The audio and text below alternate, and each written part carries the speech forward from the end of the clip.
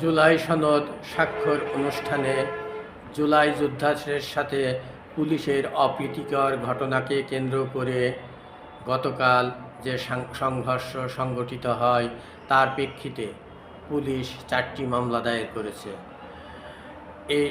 এসব মামলায় আসামি করা হয়েছে অজ্ঞাত জুলাই যোদ্ধাদের 900 জুলাই যোদ্ধার নামে। একটি মামলা দায়ের করেছেন ট্রাফিক পুলিশ এবং বাকি 3টি মামলা দায়ের করেছে তেজগাঁ থানা পুলিশ।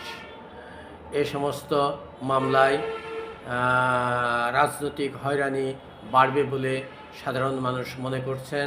যদিও এইখানে সাধারণ মানুষের কোনো কন্ট্রিবিউশন ছিল না, তারপরেও ধারণা করা হচ্ছে যে অজ্ঞাত আসামির আড়ালে বিরোধী পক্ষকে দমন পীড়ন গ্রেপ্তারের কাজ চালাবে পুলিশ।